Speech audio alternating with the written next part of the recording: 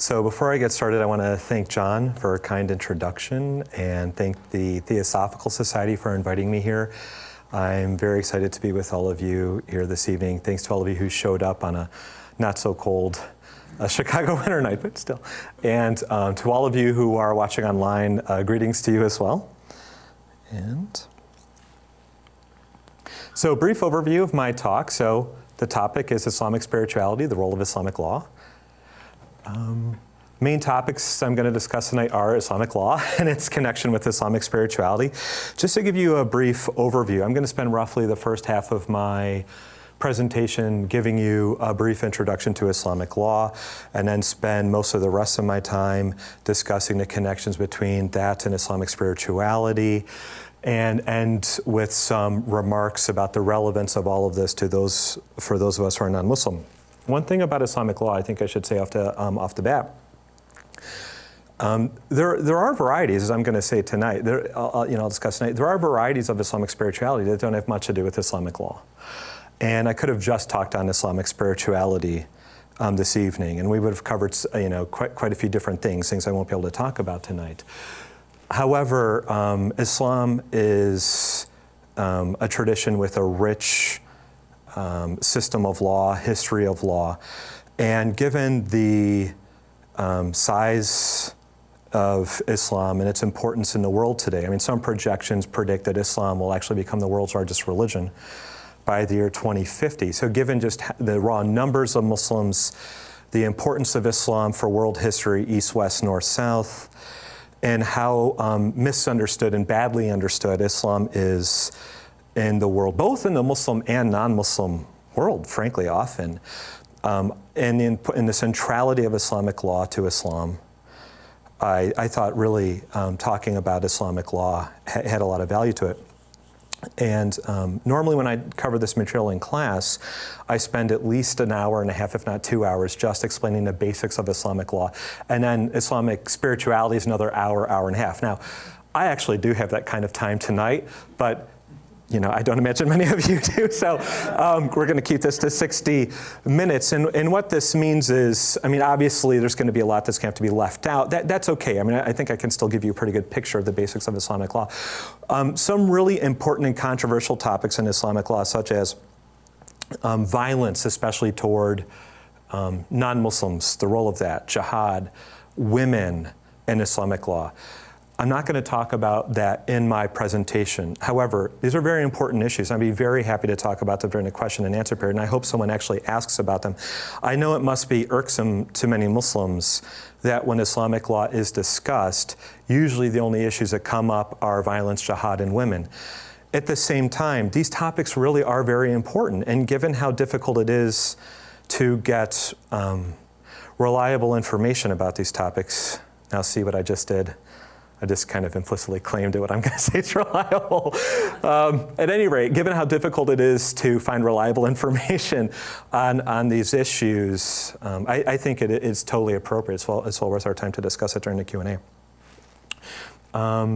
A little bit about Islamic spirituality before I go on. So after I talk about Islamic law, I'm actually going to consider some arguments against the spiritual value of Islamic law, coming from within the Islamic tradition itself, largely from Sufism. We'll talk a little bit about Sufism.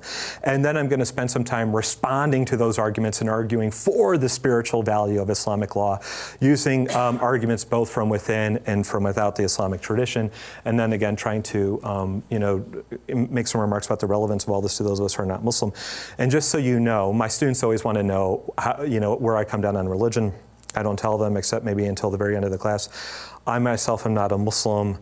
I'm actually an Orthodox Christian, so I'm speaking here. I'm not a Muslim, and so when I was putting together this presentation, this issue of the relevance of all this to non-Muslims is one I really took very, very seriously. And I don't know, I hope I'll be able to say something that'll make you feel like it was worth coming out this evening. So some general remarks on religious law before we get started. At the beginning of every semester at College of DuPage in my religion classes, I like to introduce a distinction between, in the terminology I use, religions that have comprehensive law and religions that lack comprehensive law. There's a lot that could be said here. I'll try and be brief. By A religion with comprehensive law, what I mean is a religion that not only has law, but is comprehensive. What does that mean? It comprehends a lot. A lot of what? A lot of everyday life. Absolutely every single aspect of everyday life? No. As far as I'm aware, none of these religions recommend what your favorite number should be or your favorite color, though sometimes I joke with students, for Christians maybe it should be the number 3 and for Muslims green, but anyways, you get the reference to the Trinity and you might, anyway. So that's the kind of humor I use in my classes. Sometimes it gets better than that, not often. At any rate, so these religions don't necessarily dictate what your favorite number should be or your favorite color should be, but they do often dictate things such as the following, many or all of these things and many other things besides. How many times a day one prays? What exact words one uses when one prays? What position one's body is in when one prays? What cardinal direction one is in when one prays? What sort of ritual washings one must undertake before one prays? What one eats and drinks, with some food and or drinks being inherently unfit for consumption. What one wears for men and women, facial hair, cultivation of facial hair, restrictions on social interactions, occupation in Islam, inheritance law, how you make loans. It goes on and on and on. Actually, a lot of Islamic law is concerned with business law. So, what are some religions with comprehensive law? Be very brief here. Judaism, at least in many manifestations. Islam, at least in many manifestations. Hinduism, at least in some manifestations. Jainism, at least in some manifestations. I'm actually not aware of many manifestations of Jainism, just a couple. What are some religions without comprehensive law? Christianity, I would say, at least classical Protestantism. I don't actually understand this distinction to be binary, on, off, absolute. I view it more as a spectrum along which we can plot a number of different points. It comes in degrees. I could hear an argument that when it comes to Catholicism and Orthodoxy, maybe they're leaning a little more toward comprehensive law, though we should ask whether it's actually law or spiritual discipline, and is there really a difference between those? That's something I hope to get to tonight, or I will get to tonight. Okay, so classical Sunni Islamic law at introduction. So first of all, when I use the phrase Islamic law tonight, and I'm going to usually just speak of Islamic law, I don't mean all Islamic law, all times all Muslims. What I really mean is classical Sunni law. We can actually speak of pre-classical Islamic law. How so? Because it's widely agreed that the system of law I'm going to discuss tonight, it's widely agreed by all Muslims and non-Muslims, did not just come into existence a day after the Prophet Muhammad died. It took a couple of centuries.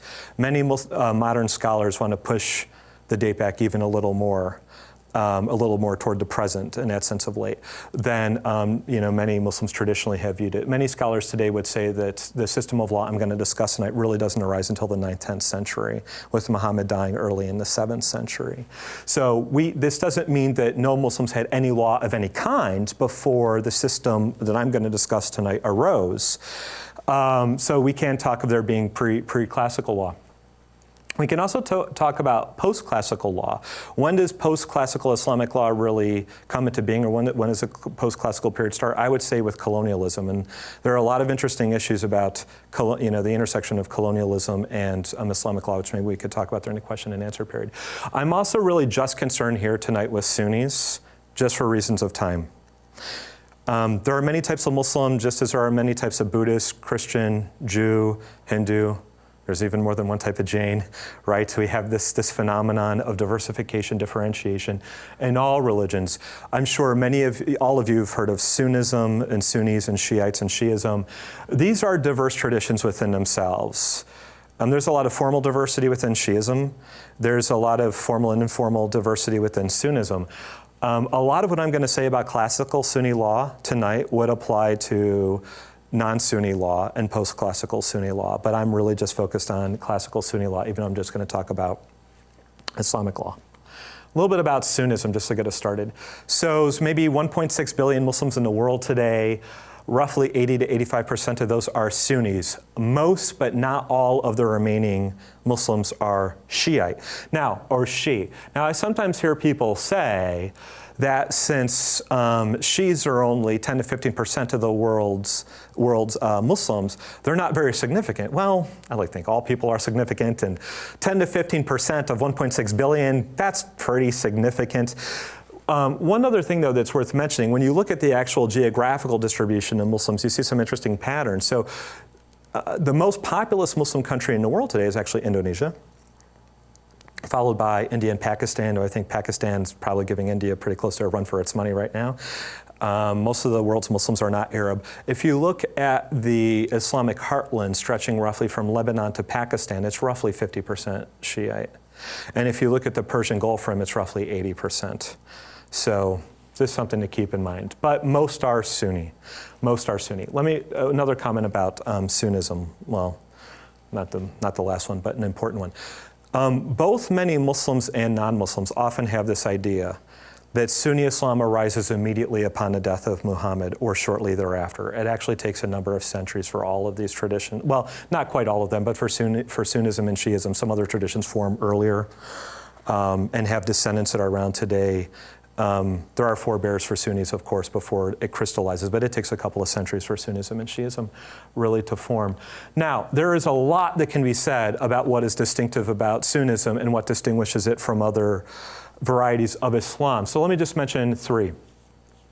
First, you probably have all heard of the word caliph, the concept caliph. So much that could be said about that. I actually gave a talk at College DuPage that went on for about half an hour, 45 minutes. It's on YouTube if you want to see it, on the caliphate in Islam. And I barely got to get through most of my slides for that. So I got 30 seconds here. So caliph, the idea is that the Islamic community should be governed by one man at the top. One man at the top. The Sunnis maintain that this one person, well, has to be a male man, has to be a Muslim. Many actually did claim that he must be an Arab or even belong to the tribe of Muhammad. There is some real debate on this. But they did not require that individual to be related by blood to the Prophet Muhammad. This is one of the things that was distinctive of Shiism. Not the only thing, but one of the main things that was distinctive about Shiism. And it's not just a political issue. It actually has much larger ramifications. We could talk about that during the question and answer period too, if you like. Number two, and it might seem the same as number one, but it's not, and it's importantly different, because there are some non-Sunnis that are on board with one, but they're not on board with two. So Sunnis believe, like all Muslims, that the caliph should be highly pious and moral. One thing distinctive about Sunnism, as I said, he doesn't have to be. He should be, but he doesn't have to be. Sunnis are actually really quite pragmatic in many, many, many ways, which might sound a little surprising given the way that they're often characterized in our media, but that's just the way it is.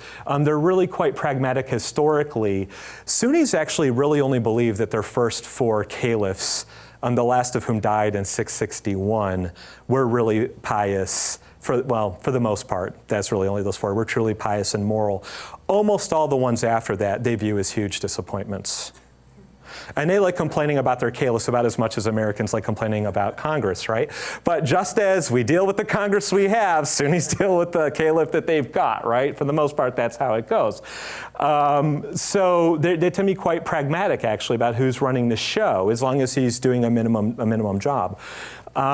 Another thing that's really distinctive about Sunnism is the very system of law that I'm going to discuss tonight. Now, again, this system of law isn't totally alien. You can find large pieces of this in Shiism and some other traditions, but what I'm saying really is in all of its fullness, is really characteristic of Sunnism. All right, we're going to finally start talking about Islamic law. So, two important terms we need to understand right off the bat. One is Sharia. I'm sure all of you have heard the word Sharia probably within the phrase Sharia law. So Sharia literally means, and by the way, I wanted to use a font that really didn't allow me to put in all the special marks for Arabic. And that's fine, because I don't think it's really necessary for us. And I'm not going to really bother too much with having correct pronunciation tonight. I mean, I sometimes try at my job, or do it at my job, and sometimes I don't. Maybe just a few of the terms I'll pronounce correctly, and the others I'm just not going to really worry about too much. So Sharia literally means the way to the water hole. The idea here is the right path to follow. It is God's law.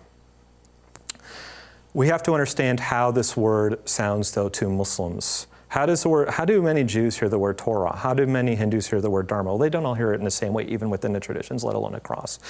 Many of us in the West, when we hear the word law, we think of something that is onerous. We think of something that is arbitrary. We think of something that is largely punitive in nature and that is imposed by legislators in a legislative body that we're not really big fans of. And that's how we often think of law in the West. This is not how Muslims are going to think of law, at least not devout ones, right? Who take the law very seriously. The way that they're going to understand the law is the law, well, it's instituted by God, as I'll get to in a second, but it is not arbitrary. It is not onerous.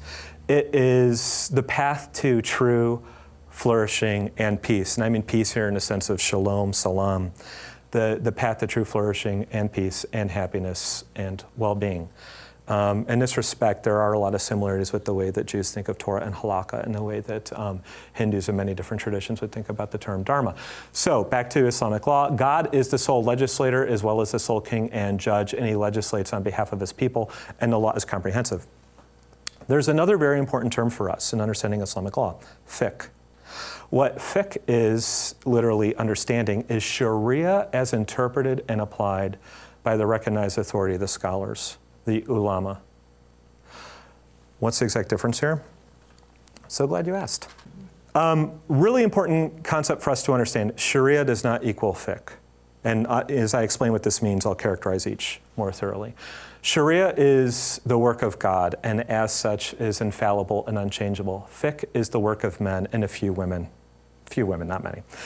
And it is fallible and mutable. God legislates. The scholars try to understand what he has legislated.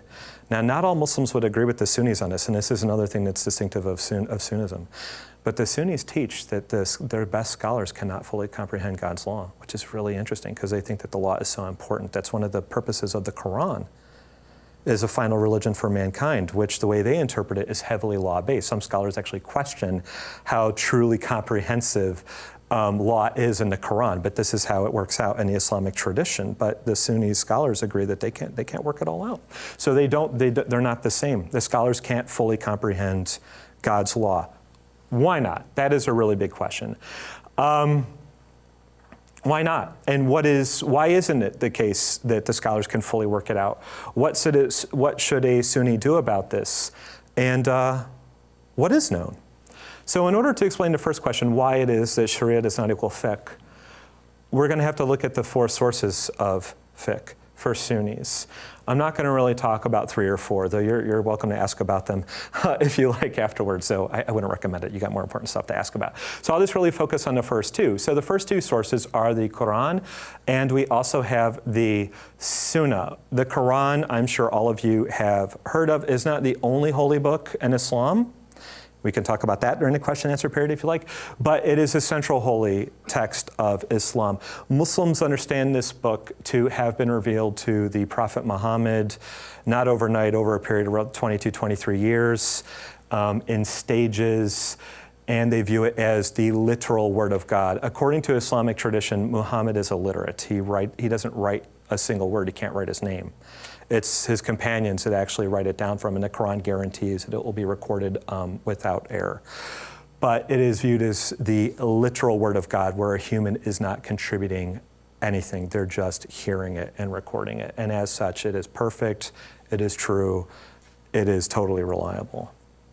They're not always easy to interpret. One issue I need to mention here.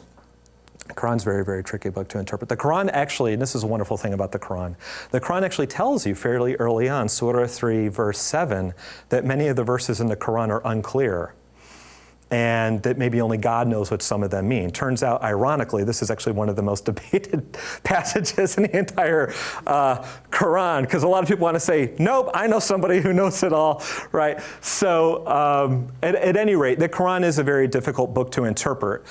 And so many of the passages that do happen to deal with law, it's not always clear what they mean, how they're to be applied. So this is going to cause some issues.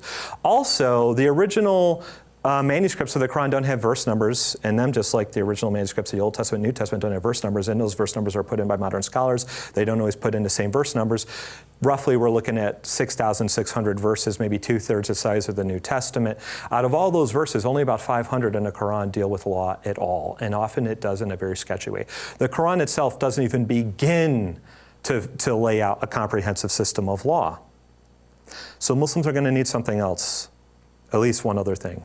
Actually, maybe 3 other things, if they want to construct a comprehensive system of law. So where else do they turn? The main other textual source that's relevant for us is the Sunnah, especially really the Hadith. What are these? Hadith are reports of things that the Prophet Muhammad said, did, and or tacitly approved of, Muhammad or his companions. I'm not going to really speak about his companions this evening. There's actually some important, issues there, not really important for us, but important generally. At any rate, the Hadith are reports about things that the Prophet Muhammad said, did, and or tacitly approved or disapproved of. And we also have some other information about things that Muhammad did, tacitly approved and or disapproved of coming from outside the Hadith that sometimes inform Islamic law. But often people hear when they talk about Sunnah, the tradition precedent of the Prophet, they focus on the Hadith. What's one reason for that? Because the Hadith were viewed as much more reliable than a lot of these other sources. Okay.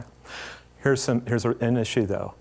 The Hadith don't weigh in on every issue that's relevant to Islamic law, and they don't deal with modern things like electricity. It doesn't say what to do if you're a Muslim and you're in northern Norway and Ramadan rolls around and it's dark the entire month. It doesn't address issues like that, right? So the work's never done of interpreting law, just as in Judaism and other traditions that have this kind of comprehensive law. But so here's another issue, is that the Hadith, even when they are addressing the law, it's not always clear how to interpret and apply those either. And here's another issue. While all Muslims agree on the Quran, it is understood from the very beginning of Islam that a lot of the Hadith are forged. And the Sunnis end up agreeing on a certain set of, a certain collection of Hadith, but it was understood even within those collections, even within the best of them, and some Muslims are shocked when they learn this, but it's true. Even within the Hadith collections that were regarded as the most reliable, like Bukhari's, there are many people who thought some of these Hadith are not authentic. So we have issues of the Quran not always being clear, and just not giving you all the law you need. The Hadith not always giving you all the law you need, and also issues of interpretation and clarity, and then also issues with the Hadith, not the Quran, of authenticity. Why trust the Hadith? So even if you could be convinced that a particular Hadith or particular Hadith report is authentic in a sense, that it does really report something that the Prophet Muhammad really did say, do, or tacitly approve or disapprove of, why follow it? Why follow it? A lot of Christians think Jesus had a beard. Doesn't mean that Christians all grow beards, right? Well, part of it is because we have the system of comprehensive law in Islam, but another reason is this. Now, this is an idea that many scholars would say takes a while to develop within Islam. But many Muslims, whenever they come to this idea, they eventually come to it, that Muhammad is basically perfect and infallible. Not necessarily on all matters. There are Hadith reports in which Muhammad gets some stuff about agriculture wrong and says, well, maybe don't trust me about that. But when it comes to issues of religion and morality, he's viewed as totally preserved by God. And there's actually some debate about from what age, from his birth. Some Sufis would say long before his birth, from before his birth, from his birth, in his adolescence. There's debates about this, but the idea is Muhammad is basically a walking, living commentary on the Quran, and he is an expression of God's will for the community. So if you could be sure that Muhammad really did this, for example, then you ought to do it. Just one interesting example to throw out here. How many obligatory daily prayers in Islam? How many do you get in the Quran? Maybe only 4. And you don't learn how to pray a little bit, but really not from the Quran. You got to turn to the Hadith. The concept 5 pillars is not found in the Quran. It comes from the Hadith. A lot of the law comes out of the Hadith. A lot of Islam comes out of the Hadith. Okay. So because of these issues, so now you should understand why Sharia doesn't equal fiqh, why Sunnis feel they can't fully comprehend God's law, because the sources can just be incomplete and unclear, and sometimes just uncertain, and hadith being inauthentic. This results in many, many different interpretations of Islamic law. Many, many schools of Sunni law developed throughout the centuries, four main ones: the Hanafi, the Maliki, the Shafi, and the Hanbali. But there are others as well. They agree on a lot. They agree on the identity of the five pillars. They agree that you're not allowed to eat pork, and you're also not allowed to drink alcohol. They agree that a valid marriage contract requires that a dowry be pledged to the bride. Why do I put this in here, by the way? Just to help you understand that Islam's really concerned with this type of stuff. Jesus didn't walk around and say, you know, if you lend somebody money, you have to sit down and write up a contract, and here's how it has to look. But that happens in the Quran, right? So fathers have the authority to contract marriage for minor sons and daughters. That is viewed. And women must dress modestly when in the presence of marriageable men. A lot of the law for that actually comes out of the Hadith as well. What are some of the things they disagree on? Details concerning how exactly to perform the prayers, how to perform the ritual washings before the prayers. The consumption of some animals whose permissibility is not explicitly discussed in the Quran. Whether a wife could initiate divorce against a husband who failed to maintain her. That's pretty bitterly disputed. Whether a virgin female in her legal majority could contract her own marriage. The Hanafi said yes with stipulations. The other main schools disagreed. The extent to which women must cover themselves when in the presence of marriageable men. A lot of disagreement over that. What do you do if you're a Sunni? What do you do about this? What school do you follow? How should you feel about the fact that there's all this disagreement and that your own scholars are telling you they can't fully know God's will? Well, Sunnis on this issue are also quite practical. Here's the traditional Sunni answer. Don't sweat it. Do as is done in Rome. Historically, you could find representatives of all of these four schools and more throughout much of the Islamic world, but it tended to be the case that in every main, well-demarcated geopolitical region, one of these schools was dominant. And the idea was just do whatever is done in your area. If you live in a Hanafi area, and the Hanafi are quite widespread because they're, the Hanafi school is promoted by the Mughals in India, and at least in, it's complicated actually. It was the official school for the Ottomans for a lot of their empire. They promoted it, with different degrees of, vigor over the centuries. But so the Hanafi school, which is viewed as the most liberal, and in many respects that's true, but not in all, that one's pretty popular. So if you grow up in modern India, just do what the Hanafi do. Unless, I don't know, your father's a Shafi, then do what the Shafis do. That's kind of the view. Just don't really sweat it. It gets a little bit complicated in the Muslim diaspora in places like the United States and Canada, where no one school's been close to dominant. What do? Maybe just do whatever's done at your local mosque, right? How much anxiety should you have about the fact that no one in your tradition even claims that they can fully ascertain the divine law? None. The idea is it's not anything goes. Some things are non-negotiable. As a Sunni, or any Muslim really, at least that I'm aware of, you're not allowed to wake up one day and say that you'd like to pray facing Orlando, Florida, because you're a great fan of Disney World. Your prayer's not going to be accepted. Right? So you better be facing east towards Mecca or the direction of Mecca. So there's some stuff that's non-negotiable, but the idea is the schools all agree on that stuff, and so the religion of all of them will be accepted. Where they disagree, God will still accept your religion. This doesn't mean that God doesn't care about getting it right. There is a hadith, and I didn't want to complicate things too much earlier, so I mentioned some of the hadith involve Muhammad's companions and not him. There's also this special class of hadith in which God himself speaks. You could ask, why doesn't that just end up in the Quran? That's a story for another time. But there's a hadith in which God basically says that he will give 2 rewards to the scholar who gets the right answer and 1 reward to the scholar who gets the wrong. It matters to be right, but the guy who gets it wrong, as long as he's trying in the right way, still gets his reward.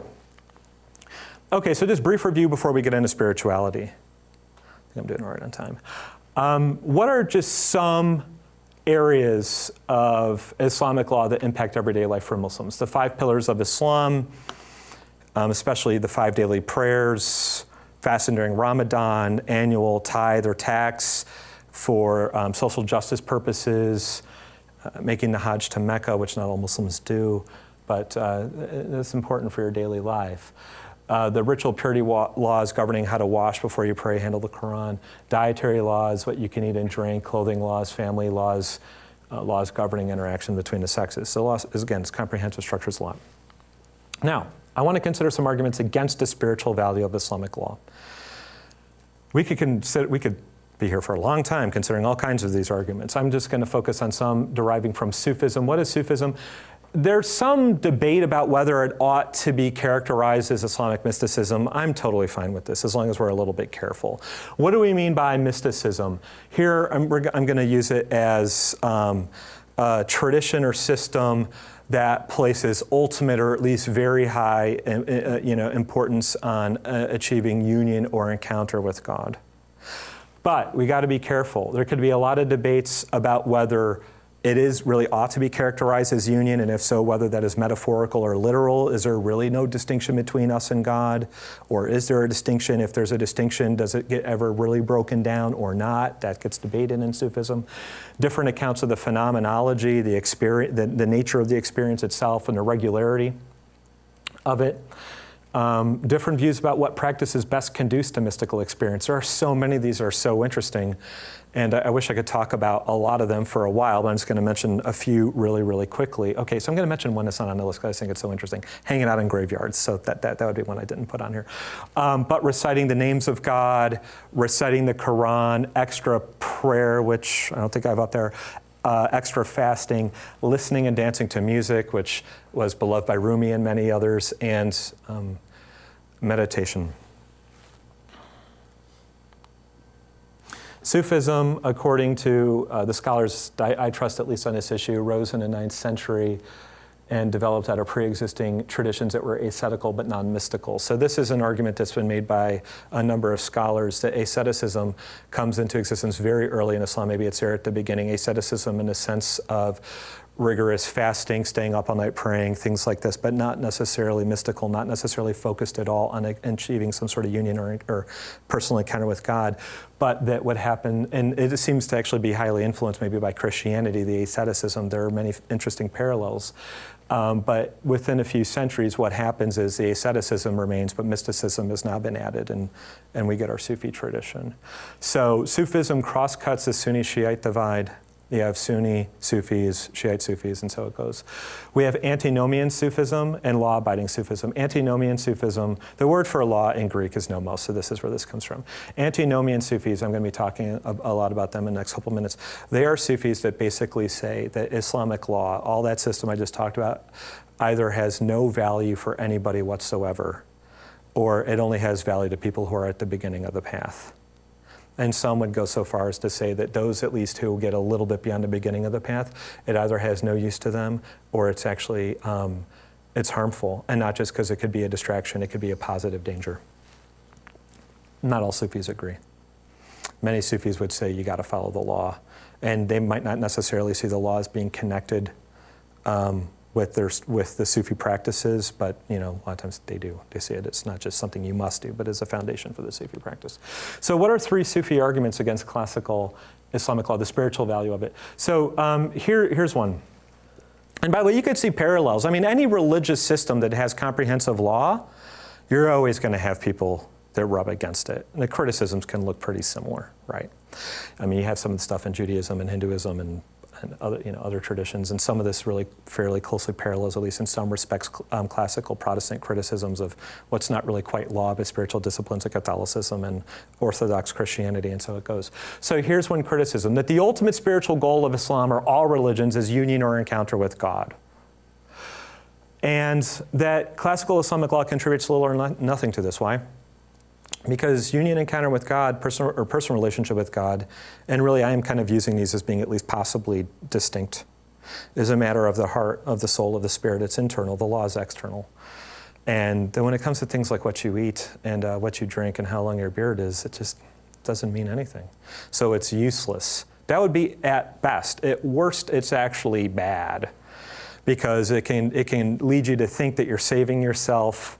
It can lead you to not follow the other practices, disciplines that really have much more efficacy. There's a story from Rumi about a master staying in meditation and not doing the prayers when the time for prayer came. And the idea here is that it was better for him to stay in meditation than to have that disrupted. And that could be interpreted in different ways. But one criticism that you can hear is, since Islamic law is so structured, at least the obligatory prayers, it just ends up becoming mechanical and perfunctory and mindless for most folks, right? Okay. Another argument that's really interesting, by the way, the last one you can find all over Rumi and a lot of people in this circle. This one you can also find in Rumi, the second one, that advanced Sufi masters receive continuous revelation from God that is actually equal or even greater to that of the prophets. A lot of Muslims are shocked when they hear this because they think, no, Muhammad's a seal of the prophets. Not for all Sunnis even. There's some really interesting books, by the way, on this topic. If you're really interested, I could point you to. But a lot of, not all Sufis. Some Sufis would be horrified by this. But Rumi and many other Sufis said, no, prophecy never ends. It's going to go to the end of time.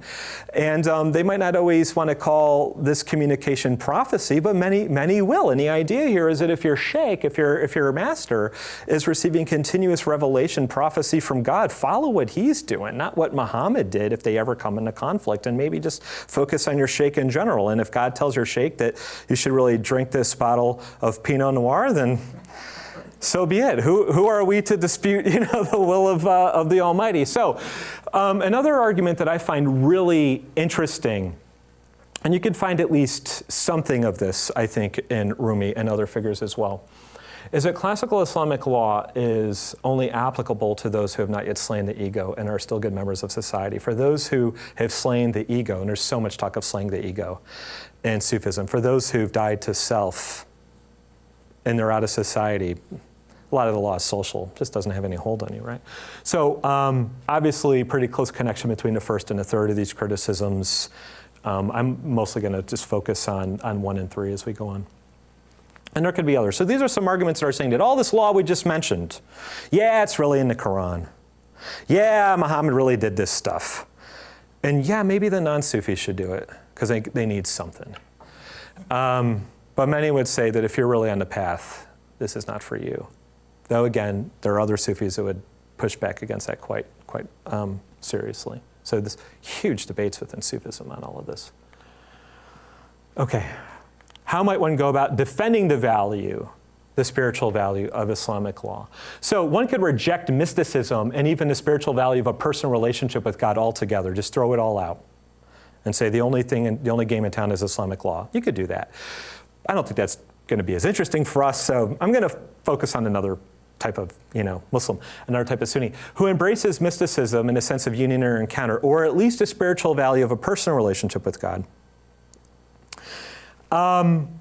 But also, affirms the necessity, if not the fundamentality, of Islamic law. And really, I want to focus on the individual that thinks that by observing the law, it actually it is the path to mysticism, or at least to personal relationship. Why follow the law? Well, Quran, Sunnah. Okay. 5 arguments for the spiritual value of classical Islamic law. Some of these come from the Islamic tradition itself. Some I have not found in the Islamic tradition, but I'm borrowing from Judaism or Hinduism, or just something I came up with on my own. That's probably the most dangerous of all. In some cases, I've actually seen scholars say that some of these arguments cannot be found in in the Islamic tradition. I'm not totally sure about that, but we'll see. So Islamic law, so the first argument, Islamic law defines and constitutes the Islamic community. This one I'm really borrowing from Judaism here, right? Which is vital both, so community being vital both for the identity and salvation of Muslims, but also provides worldly blessings such as friendship with and support from one's co-religionists, and even more can be said. Spiritual value, identity and salvation, community, friendship and support is a spiritual value in itself. I mean, even if you think that union with God is the ultimate spiritual goal, that doesn't mean that you deny all other goals. You could even view as a hierarchy with all leading to the ultimate one, but you could view friendship is a goal, definitely. I mean, bonds of friendship are actually quite important in many mystical traditions, including Sufism. There's also, I think, an interesting idea that you find in many traditions that relationships with human beings and relationships with the divine are closely connected, that if you can't love your neighbor, you can't love God, and loving your neighbor is a route to loving God. And the law promotes this love. So in observing classical Islamic law, one is living just as the Prophet Muhammad did, which strengthens one's bonds with him. Spiritual value closest with Muhammad increases one's closest with God. Man, there are a lot of Sunnis who would be so upset with what I just said, but a lot would be fully on board. Those who are close to Muhammad or to whom he is close will receive his blessings and intercession.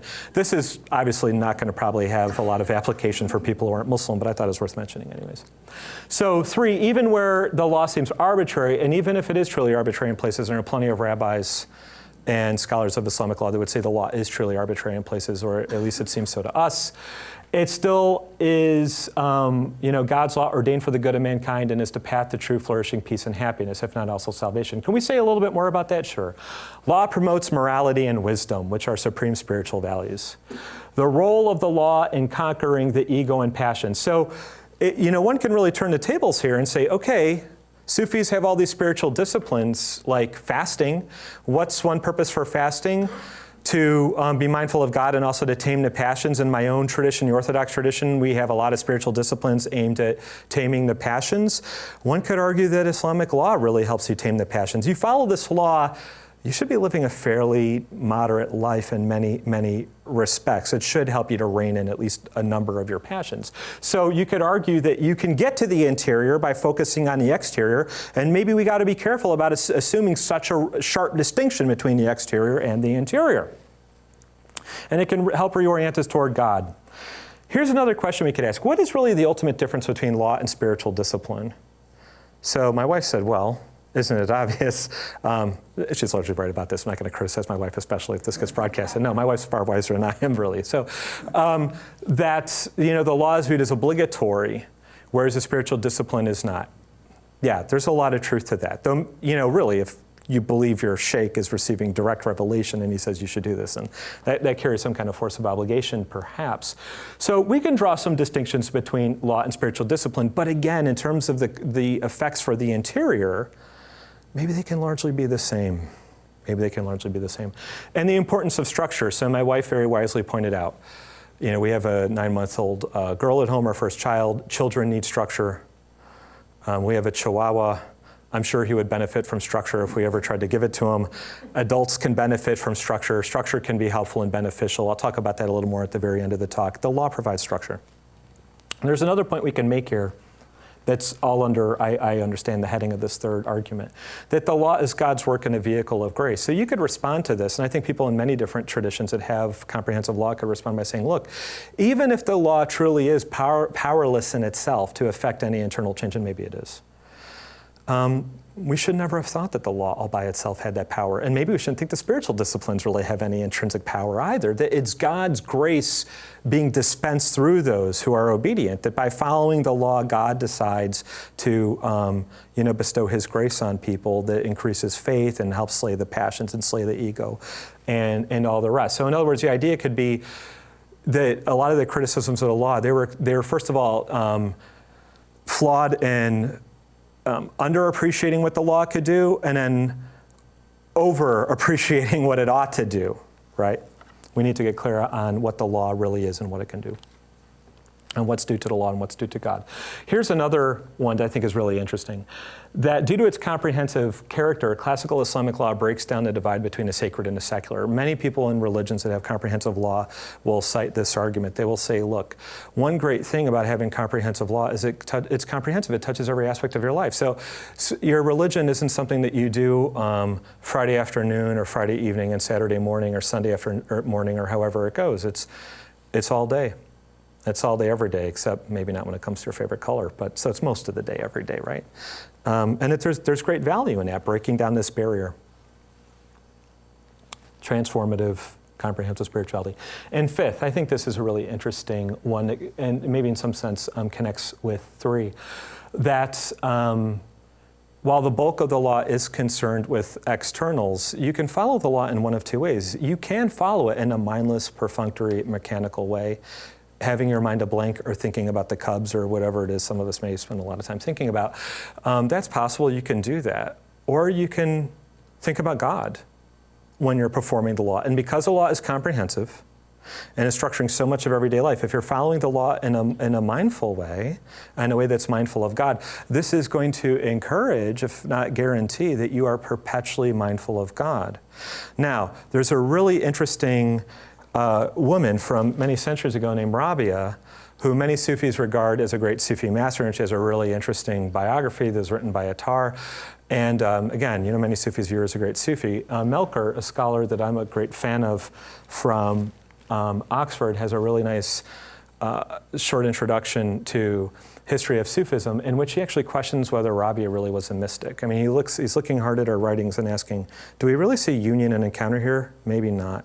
But what we do see is a heavy emphasis on mindfulness of God. And Melkart himself notes that the step from being perpetually mindful of God to relationship, encounter, and union, that could be an awfully short step, and it could be a pretty natural progression, right? So I could mention more arguments, but hey, 5 I think is pretty good.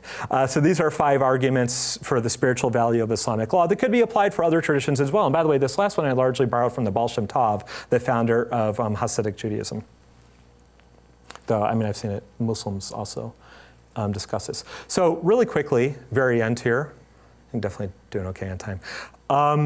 What relevance could this have for all of us? I don't know, maybe I got 1 or 2 Muslims in a room, but maybe there are none here right now. So online, maybe I got, someone, probably some online also not Muslim. So what can we really gain from all of this? So many of us are interested in community.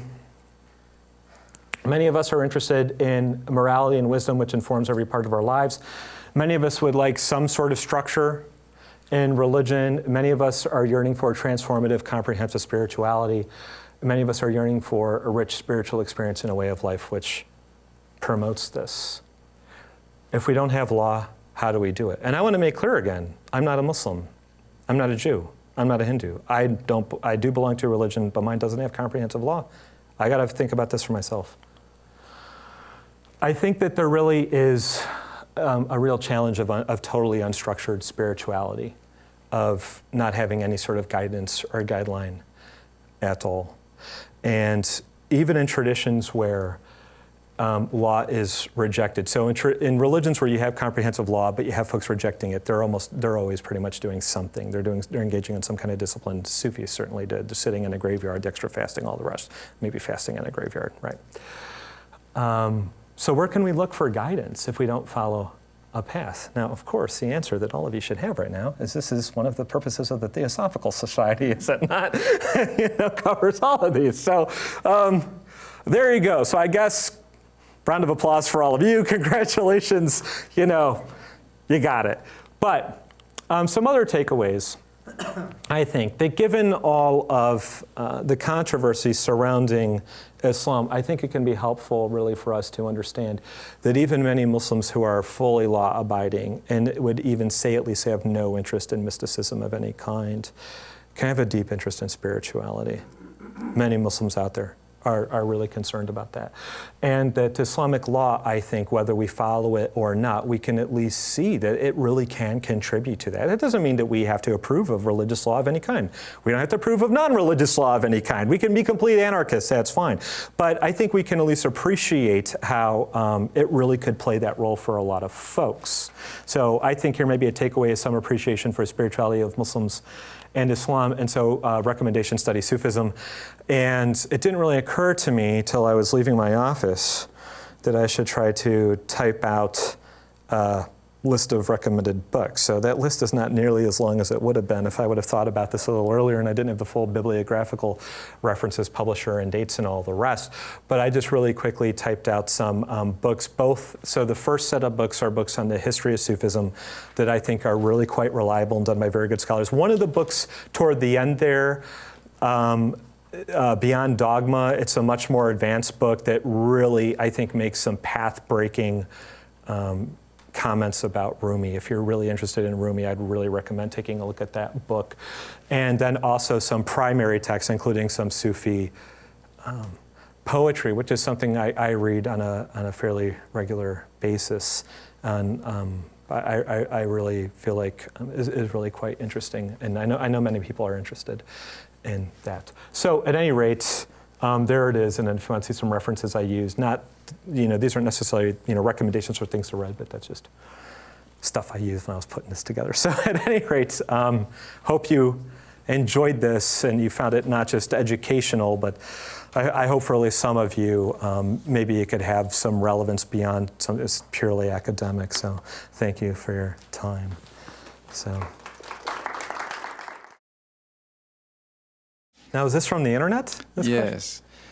Questions and comments. Briefly talk about fatalism, predestination, and free will in Islam.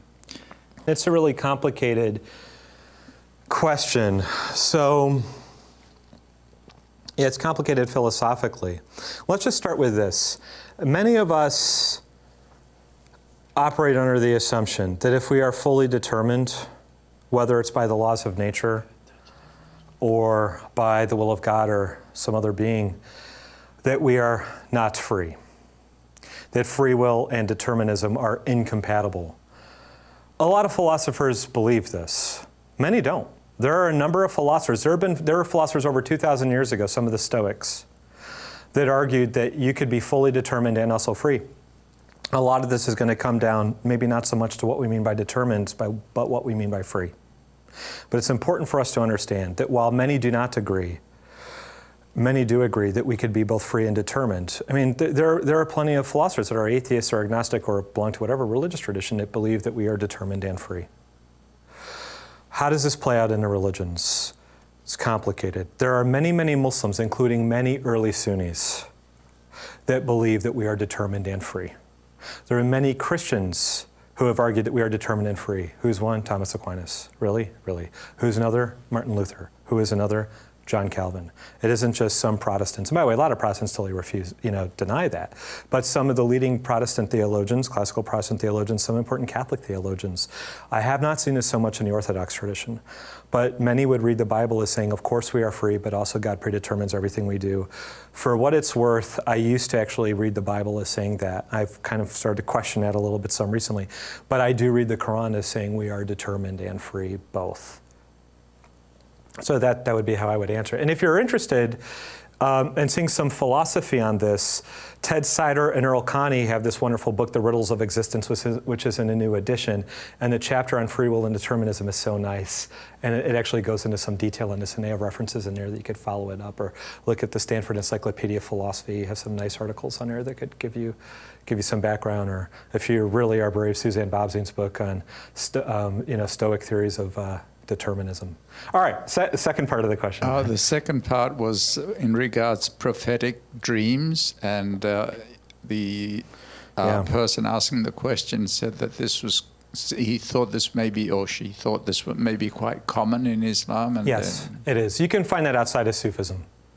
You can find that outside of Sufism.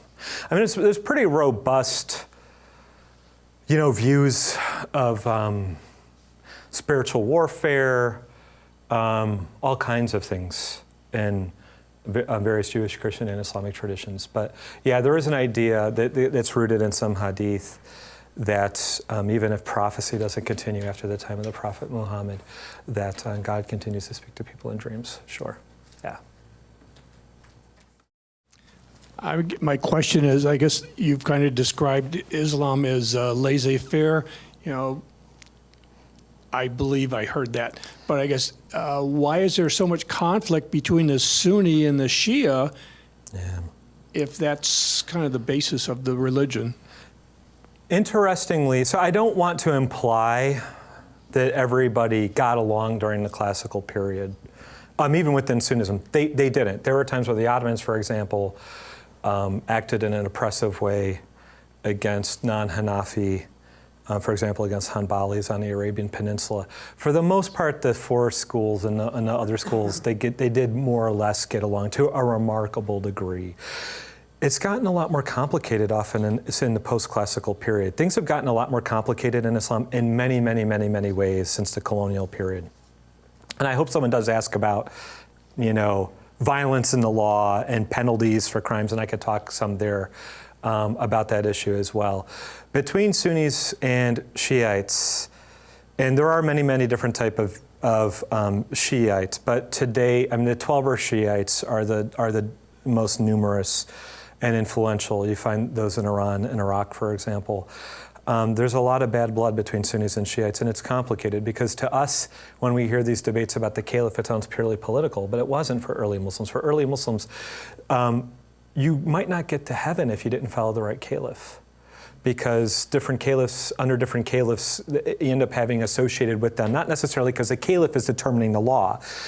How this plays out, what role the caliph actually has in deciding law versus merely enforcing is complicated in Sunnism. Within a couple of centuries, the caliph really is viewed as someone with no authority to interpret, but only to enforce. In the early centuries, it's not quite that simple, especially in the first couple of decades.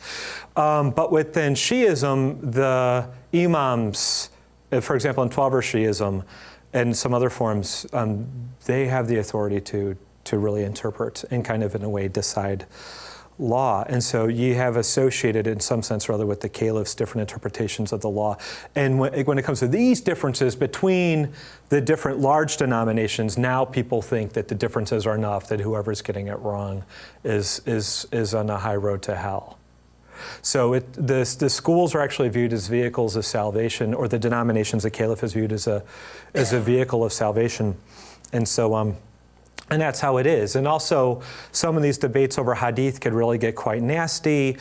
Some early Shiites, I don't think you're going to see this maybe so much today, but some early Shiites accused, I should be really precise here. We don't have Shiites and Sunnis right away. We have proto-Sunnis and proto-Shiites. The folks who are going to become the Shiites and the folks who are going to become the Sunnis. And the route from the proto-Sunni to the Sunni is a much more winding and complicated one. And maybe we should talk about proto-Sunnis, or I don't know. When can we even talk about proto-Sunnis? But the point is, some folks are accusing other folks of monkeying with the Quran, suppressing hadith, and all the rest. And if you're doing that, now you are a traitor to God's prophets. One other thing I'd say about this as well, I should mention, one of the defining moments for Shi'ism is the Battle of Karbala in 680, when the second Umayyad caliph, Yazid I, who is the son of Muawiyah, a man that the Shiites really, really love to hate, when the forces of Yazid I met the forces of Hussein, the son of Ali, the grandson of Muhammad, on the battlefield. Ali is Muhammad's cousin and son-in-law, marries Muhammad's daughter Fatima, and gives Muhammad his only surviving male children. Ali's son, Hussein, meets the forces of Yazid on the battlefield. And the forces of Yazid destroy him. And the story goes that when the Umayyad rulers' forces had won, the Umayyads, by the way, are the first caliphate, or not first, well, first dynastic caliphate that develops in Islam. It goes from 661 to 750. Its capital is at Damascus. What happens between the death of the Prophet and Muhammad in 632 and 661? I'll skip that story for right now. I could talk about it later if we have time. But at any rate, when Yazid kills Hussein and his forces, and the heads are carried back to Damascus, a lot of Muslims are horrified. But they still recognize Yazid as a caliph. They say he is still technically caliph. We don't like him, but he's the caliph. A lot of people who want Ali and the blood descendants of Muhammad to rule, they just think this is absolute treachery. They think that all these other Muslims are complicit in the murder of Muhammad's grandson. And for these individuals, they think that the only one who can legitimately lead the Islamic community is someone who is in that line of Muhammad descending from Ali.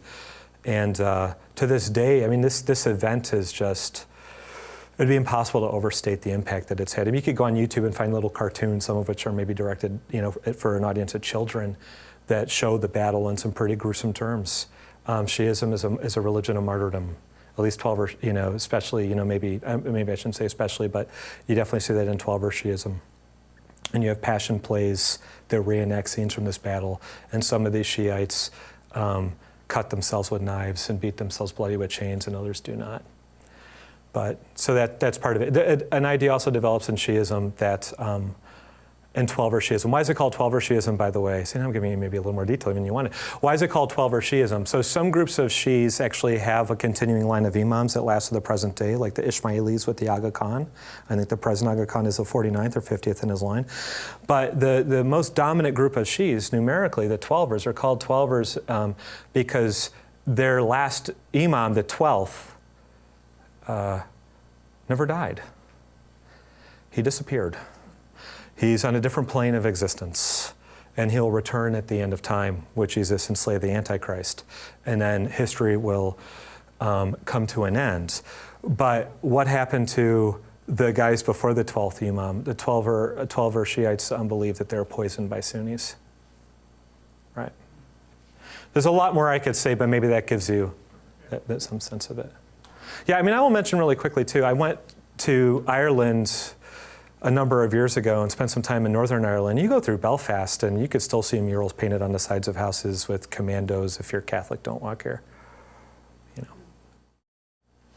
There was another question which in person wanted to know the connection, difference, similarities between the role of the Wahhabis in Sunni.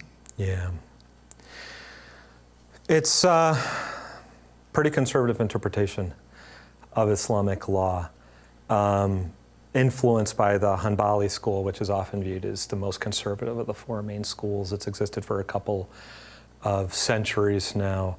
The Arabian Peninsula has been around for, I don't know, ask a geologist, a long time. Saudi Arabia is not very old, right? It's a modern country. The Wahhabis are pretty conservative folk.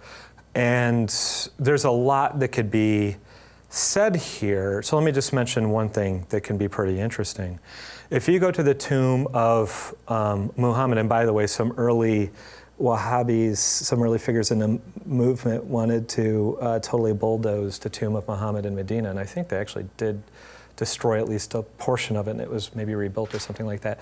But a lot of Muslims, when they're making Hajj, they want to stop at Medina on the way to Mecca and pay homage to to Muhammad, at his tomb. There are state Saudi police that will arrest you or fine you. You can actually, it's against the law to show too much emotion at the shrine of Muhammad. And the fact that some of these folks would actually like to bulldoze the tomb and maybe even destroy the body, it really shows you how strict their interpretation of Tawhid, the idea that you can't associate anything with God, don't even celebrate Muhammad's birthday. Do you celebrate Muhammad's birthday, and if so, how serious do you get about it? This ends up being really debated within Islam. I have a Muslim friend I just spoke with the other day that said she doesn't have a problem with people celebrating, she just doesn't want them dancing or listening to music. So Wahhabis are pretty strict. And I mean, you can imagine there are a lot of Muslims around the world that despise the Saudi regime for all kinds of reasons, and one of which is because they want to show a lot of emotion at the tomb of Muhammad. Right? Yeah. I'll take the bait that you've kind of thrown out a couple of times. I'm sure you could talk for an hour and a half about this. I'm just curious, within Islamic law, within Islamic spirituality, within Sharia, could you just give a quick interpretation about kind of where the flashpoint or where the lack of flashpoint that maybe has just been kind of taken in a different direction between what's going on in the world and Islam and Judaism and Christianity, and what, you know, people that kind of tout that as a basis for action, where they kind of go to within the law to kind of get the basis for their actions? Oh man, it's really complicated.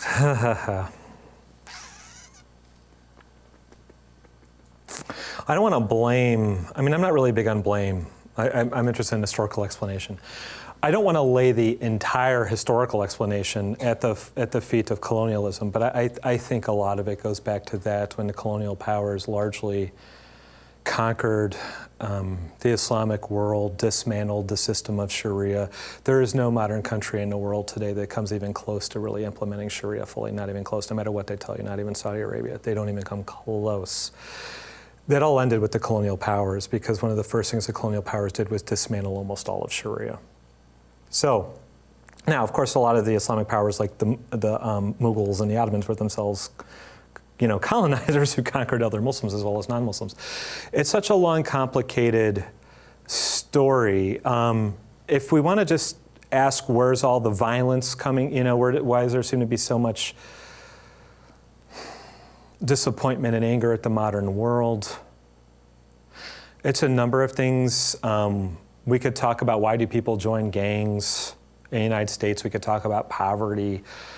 We could talk about unemployment. We could talk about living under totalitarian regimes. There's a great scholar at UCLA, James Galvin, great scholar of modern Middle Eastern history. He's got a nice book, History of the Modern Middle East. He also has a nice book on the Arab Spring, very short. You read that book, you'll be shocked by how bad the conditions are politically, socially, economic, every way conceivable in so many Middle Eastern countries. Not all, but a lot of them. So we could cite all of that. But I also think that the sort of wound from colonialism is still very deeply felt in the Islamic world, this sense that they were on top and now they're on the bottom. And that is somehow largely to do with outsiders coming in and conquering them. And you can find this in India among many Hindus who maybe aren't quite so angry at the Brits, but the Brits for the most part are gone, but very, very angry at the Muslims who stay. And there are extremist right-wing Hindu groups that advocate that Muslims be killed. And sometimes they are. And, there's a lot that could be said there. We could talk about the modern state of Israel. And I'm not taking any positions on this whatsoever. You trust me, I have no idea what I think about that.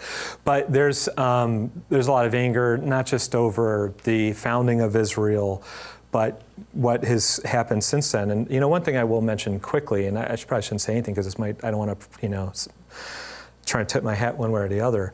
But one important thing that happened at the end of World War I was, the Allies went to Arabs and said, join us, because, the Ottoman Empire was on the side of Germany in World War I, and said to these Arabs that were under the thumb of the Ottomans, who controlled a lot of the Middle East, join up with us and overthrow the Ottoman overlord, and we know that some of you guys are going to die, but you do it and we'll give you full autonomy. And so the Arabs do it, and we win World War I, and the Arabs are like, okay, great, when do we get our autonomy? And France and Britain are like, well, actually, see, we had a secret meeting about that. That's maybe ancient history for a lot of Americans, but it happened yesterday for a lot of Muslims. It's so many things. It's so many things. So many things. That doesn't mean what I said is the only stuff. It doesn't mean it justifies anything. I mean, so I will say personally, I don't think anything ever justifies an act of violence. I don't care what happens, but yeah, that's some of it. I know based on what's been discussed here and the questions asked, this seems very simplistic, but can you just give me your definition of mysticism compared to spirituality? No. I thought about this a lot. And, in philosophy, we often say you don't need to have a definition of something to understand it. Many philosophers think it's impossible to define the concept of identity, but we understand a lot about it. Math wouldn't work otherwise. A lot of biologists and philosophers say you can't define what a horse is, but, we understand a lot about those things. Mysticism, I characterize this very briefly as the idea that union or encounter with God is the ultimate or a high spiritual goal. But again, that's kind of fuzzy until we get a little more clear on what we mean by union and encounter, but there's so much variety there in the tradition. So I don't think that terms are not worth anything, but it's fuzzy. By the way, I don't think it's possible to define the concept of religion. I really don't. I could do this in class, right? But we kind of have some sense of that. With spirituality, I just mean very broadly a focus on internal states. Could be salvation. Maybe we don't think of it as involving something quite that robust. Some inner transformation involving concepts of maybe salvation, morality, wisdom, truth, right? That is a path to, if not salvation, then some sort of flourishing. And it's not going to come purely, though I'm allowed to at least come partially, that's not going to come purely from modern science of mental health or hobby. So what type of practices? Chanting religious texts, studying religious texts, prayer, meditation, special diets, fasting, spiritual retreats. things of this nature. This type of stuff you guys do here at the Theosophical Society. I don't know. I'm sure someone here can actually answer that question much better than I just did. So if anyone wants to speak up, please feel free to do so. Or if that's adequate, wonderful. Sorry, do you feel that was I see the two kind of weaving together, almost more so based on what you just said. So then I see, so if we want to talk about the relationship between them, so I would see mysticism as being properly included in spirituality. Properly included. So an important part, but not exhaustive of it. Would I see any part of mysticism lying outside, I think in a sort of Venn diagram terms? No, not as I understand them. Spirituality would be broader and wholly include. And there are a lot of folks that would say they don't like the idea of union or encounter. Now, sometimes it's just because what they understand by it's not what somebody else understands by it, so we got to slow down and really talk through what we mean by these terms. But some people, once you have the talk, they say, nope, I'm not on board with union because it compromises the transcendence of God.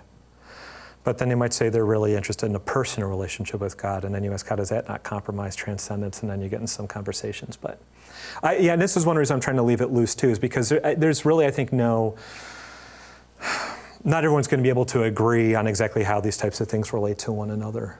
So, yeah. But if you read some of those books on Sufism, they'll get, you can get some more details how they answer it.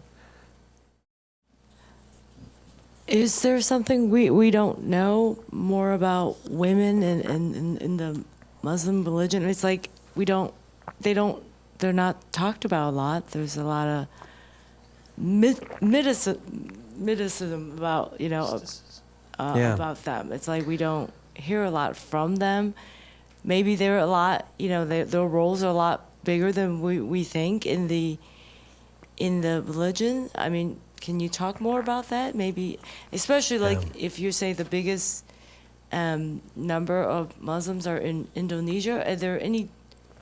Are there something about that country that's different in the Arab countries in there and women in the roles in that country? I'm going to really try to be brief and say a couple of things that are really important. First, contemporary Muslim sentiment is all over the map on this issue. Some are for full egalitarianism, some are definitely not.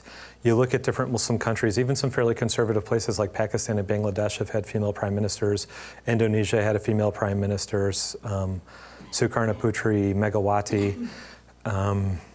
Women in Saudi Arabia still can't drive. They were just only recently granted the legal authority to vote and I believe run for mayoral office.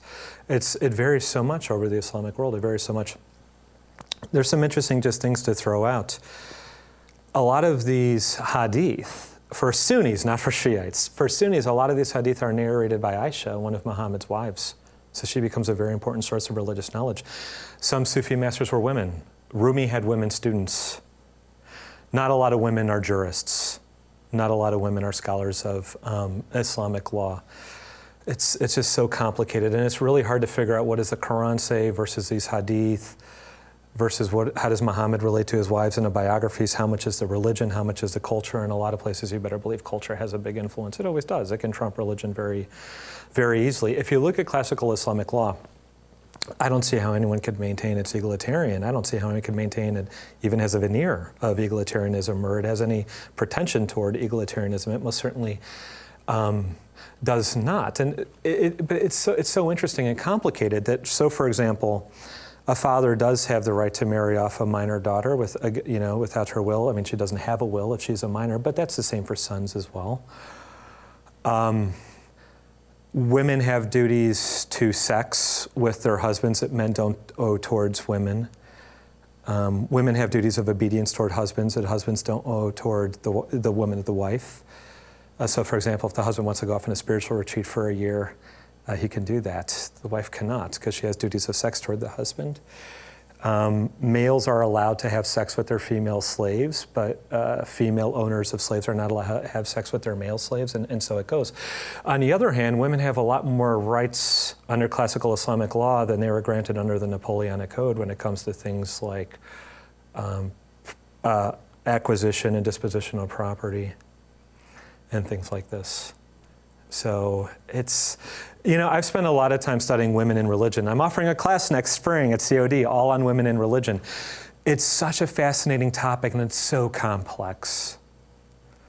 But it's not that we can't make any generalizations. No, there's nothing approaching, I would say, equality. But that doesn't mean that the view either in classical Islamic law is that women are supposed to be shut up in their houses and never leave, though some would have said that. But many said, no, that's not practical.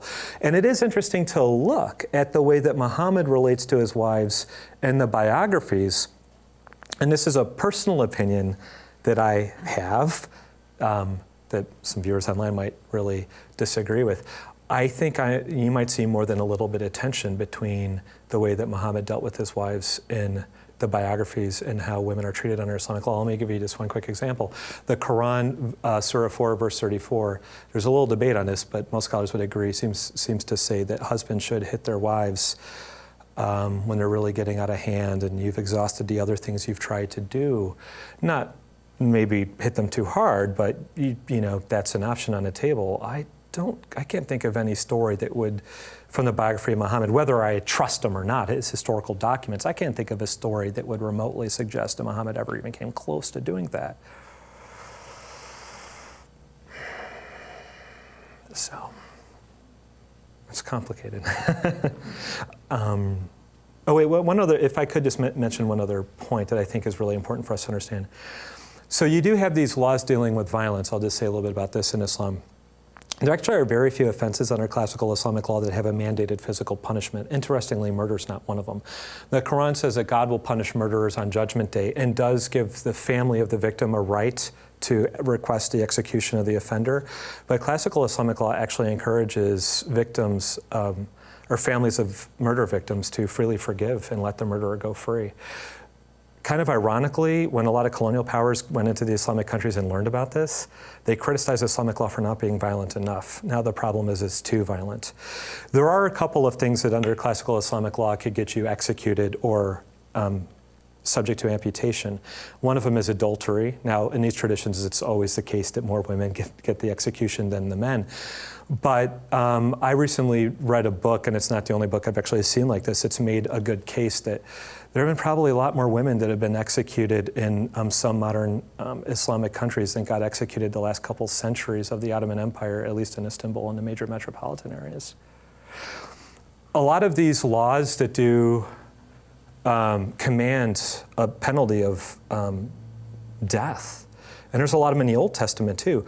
There is often this desire on the part of the jurist not to actually inflict a death penalty, and there are lots of details of the rules of procedure and evidence that help people avoid having to inflict a death penalty. So here's one. For an adulterer, there have to be 4 witnesses to it. Not too often you're going to have people engage in adultery with 4 witnesses. You don't have 4 witnesses, you can't convict. So when someone's being executed for adultery in a modern Islamic country and someone says it's Sharia, my first question is always, were there 4 witnesses? If not, it's not Sharia. Now, you might say no one should be executed for adultery, and guess what? I won't, I try to be even more neutral in my class. I agree with that. But we should just try to at least understand how it works. And again, even with the 4 witnesses, there is a great reluctance on the part of jurists throughout so much of Islamic history to execute for these things. We always criticize Islam for being medieval. Things were actually a lot easier through a lot of the medieval period than they are in some places today. Because if you are a leader of not all, but certain Islamic countries, and you want to prove your Islamic bona fides, what's the way that you often do that today? You get really strict on implementing some strict laws, especially toward women. Because they're the easiest ones to target. So it's really quite funny, actually. Some people say that the problem is that Islamic law is medieval. Well, problem actually in some cases is it's modern. That's actually what the problem is. It's just the way that being medieval and being modern actually plays out in the plane of history. Modernity's got some of its own problems, so it's not like we got free rights for everybody in the post-Enlightenment world. So, anyhow, anything else? Is this true? There is more information in the Quran about Mother Mary than in the Bible. In terms of raw number of passages, yeah, maybe. There's not a huge amount, but there is material in the Quran about Mary. Really interesting. And the third surah, there's actually one of the surahs of the Quran is actually named after Mary, and I believe she's the only woman named by name in the Quran. So Adam's wife is mentioned, but you don't get her name. Right? She's just called Adam's wife. But in the third surah of the Quran, for example, it talks about Mary's childhood. And there's a scholar out of Notre Dame who has argued, I think quite persuasively, that that part of the Quran is actually retelling stories from an old Christian text, the Proto-Gospel of James, which some people in my own Orthodox tradition really view as, revealed scripture, even though it's not part of the Bible, but a lot of us don't, even though one of our main holy days during the year is based on that text. So yeah, there's information. The Quran teaches that Jesus is a prophet, John the Baptist is a prophet. You're not going to really see stuff about Peter or Paul and the apostles, but Jesus is a prophet, John the Baptist is a prophet. Jesus is not the Son of God or God. He is the Messiah. Quran says he's the Messiah. It doesn't mean in Islam what it means in the Jewish Christian tradition. What does it mean in Islamic tradition? A lot of debate. I'm convinced by some scholars it just is kind of a title that means, hey, you're really special. But Jesus does have a virgin birth in the Quran. And there's some little stories that seem to maybe be influenced by the Gospel of Thomas. A lot of scholars see influence of not just the Old Testament and the New Testament, but all sorts of texts produced by Jews and Christians that were never canonized and are now regarded as apocryphal by Jews and Christians. So, including some stories about Alexander the Great. So, it's really quite interesting stuff. Can I ask one last question? There was a bit of an uproar here in Wheaton at the local college, Wheaton College, over one of the professors making a statement to the extent that Christians and Muslims worship the same God. And I know that most Christians probably find that not objectionable, but certain fundamentalists probably do. And I was just wondering whether there'd be an equal range of reaction from, or a range of reaction similar to that in the Muslim world. Yeah, there's a diversity there of reaction. I've heard Muslims say Christians don't worship the same God. I've heard many say that they do. For what it's worth, I see the Quran saying Christians do worship the same God. They just join partners with them, which is where they go off the rails. There's a passage in the Quran, there's actually a couple that seem to imply that Jews and Christians are going to get to go to heaven, at least an awful lot of them. But then there are passages of the Quran that seem to tell against that. Is the Quran inconsistent, or is it just really complicated? By the way, if you want to read a great book on the Quran, read Carl Ernst, How to Read the Quran. It talks about ring structures and all the rest in the Quran. It's a very complicated text. But I personally know Muslims that think that only Muslims are going to heaven. I know Muslims who think Jews and Christians are going to heaven. I know Muslims who think that Hindu monotheists are going to get there. I know some Muslims who say maybe some of the Hindu polytheists are going to get there. So it's like in all these traditions, we just have a big range of, opinion on it. Good question.